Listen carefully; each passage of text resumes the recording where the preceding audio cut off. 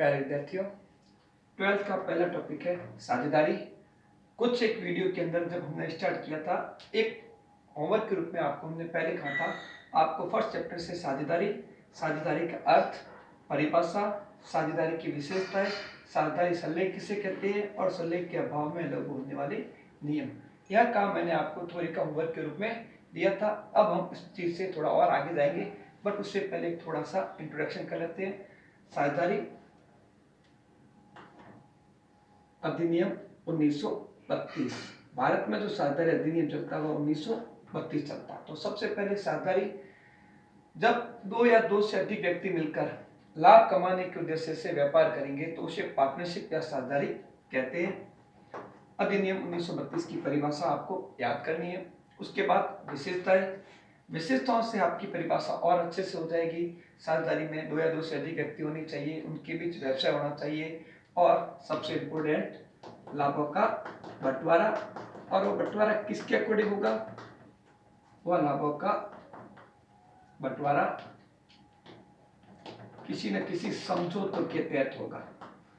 वह समझौता साझेदारी संलेख कहलाएगा। साझेदारों के मध्य जो लिखित समझौता होता है वह साझेदारी संलेख कहलाता है। संलेख के अभाव में लागू होने वाले नियम, ये हमारे लिए इंपॉर्टेंट है। अब हम आगे बात करेंगे साझेदारी में अकाउंटिंग के बारे में। साझेदारी में हम जो हमारा मुख्य काम है प्रैक्टिकल खाते।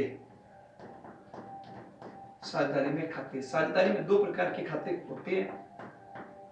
एक साझेदारों के स्थिर पूंजी खाते, दूसरा परिवर्तनशील। स्थिर पूंजी में क्या होगा? दो खाते खुलेंगे, एक पार्टनर कैपिटल और एक खाता खुलेगा पार्टनर करंट। ये साझेदारों की पूंजी खाते, इसके बारे में हम थोड़ा बाद में पढ़ेंगे। उससे पहले अपन एक अकाउंट हमारा है उसके बारे में अपन अध्ययन करेंगे। उसका नाम है P&L एप्रोप्रिएशन, हिंदी में इसका नाम है लाभ हानि आयोजन खाता। यह खाता कब बनाते हैं, क्यों बनाते हैं और कैसे बनाते हैं, इसके बारे में हम अध्ययन करेंगे।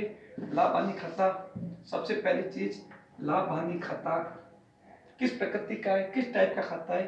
तो खाते तीन प्रकार के थे, हमने पढ़े थे।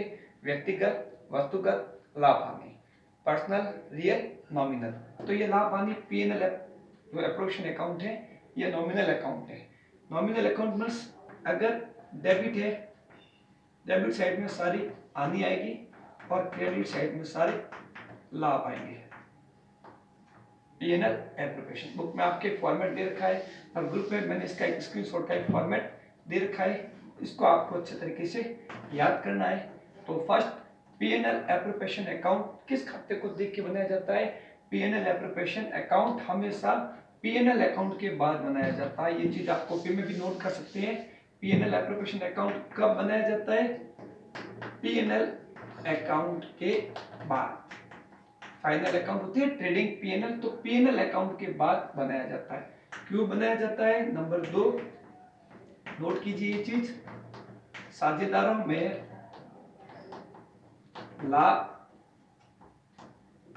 लाभों का बंटवारा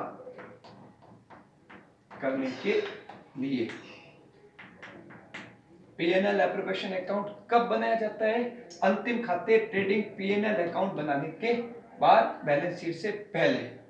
और किसका बनाते हैं? साझेदारों में लाभों का बंटवारा करने के लिए। साझेदारों में लाभों का बंटवारा कैसे होगा?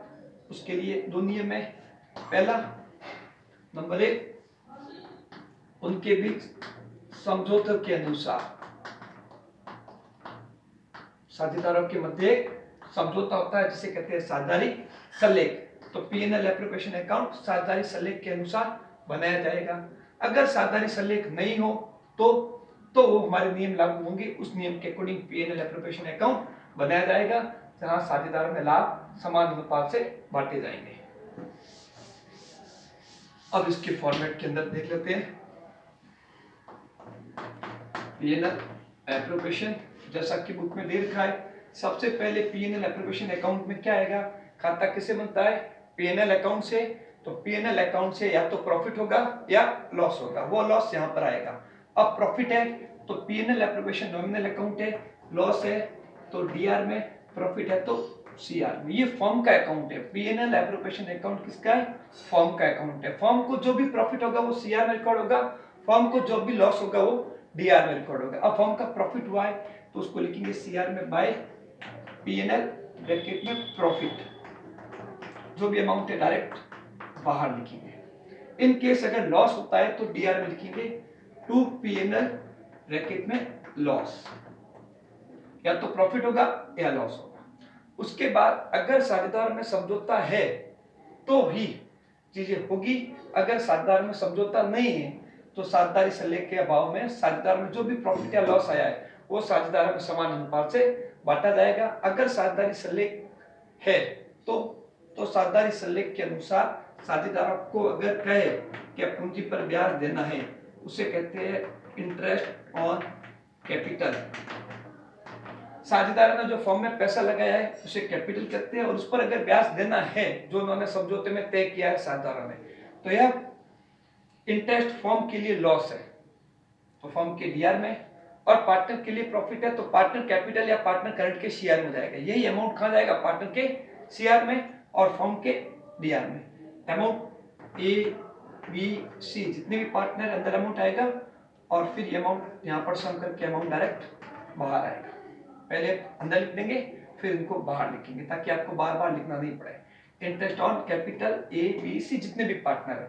उसके अलावा अगर पार्टनरशिप डीड में यहाँ ऑप्शन है उनको सैलरी मिलेगी तो टू पार्टनर सैलरी, ए है तो ए सैलरी, बी है तो बी सैलरी, अगर ज्यादा है तो पार्टनर सैलरी अंदर लिख सकते हैं, ए और बी अमाउंट बाहर।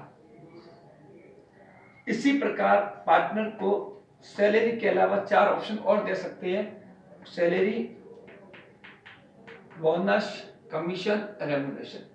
तरीका वही, टू पार्टनर सैलरी अमाउंट अंदर, टू पार्टनर कमीशन तो to partner commission, to partner bonus तो पार्टनर बोनस, जो भी है मिलेगा, क्योंकि ये फर्म के लिए लॉस है और पार्टनर के लिए प्रॉफिट है। तो फर्म का लॉस P&L एप्रोप्रिएशन के डीआर में, पार्टनर का प्रॉफिट पार्टनर के अकाउंट में, फर्म का प्रॉफिट फर्म में। तो फर्म के लिए लॉस है डीआर में, फर्म के लिए प्रॉफिट के रूप में हो सकता है बाय इंटरेस्ट ऑन ड्राइंग्स।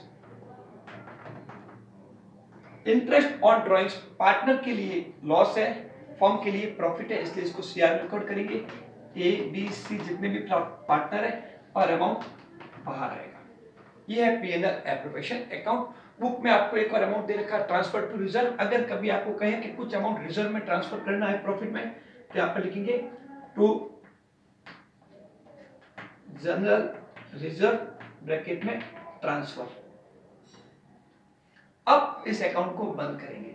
अब इस अकाउंट से या तो प्रॉफिट होगा या लॉस होगा, वो पार्टनर का होगा। अब सीआर की टोटल ज्यादा है, डीआर की कम है, इस खाते को बैलेंस करेंगे क्योंकि नॉमिनल अकाउंट हमेशा क्लोज होंगे। नॉमिनल अकाउंट क्या हो जाएंगे, क्लोज, किससे, P&L या पार्टनर से। अब यहाँ पर डीआर सीआर, अगर सीआर की टोटल ज्यादा है तो डीआर में आएगा, ये मैं हटा रहा हूं, तो सीआर की टोटल ज्यादा है तो डीआर में आएगा टू पार्टनर कैपिटल, अंदर अमाउंट आ जाएगा, और इसको बांटेंगे पर्टिकुलर रेशियो जो प्रश्न में दे रखा है। अगर प्रश्न में कोई रेशियो नहीं है तो इक्वल बांटेंगे।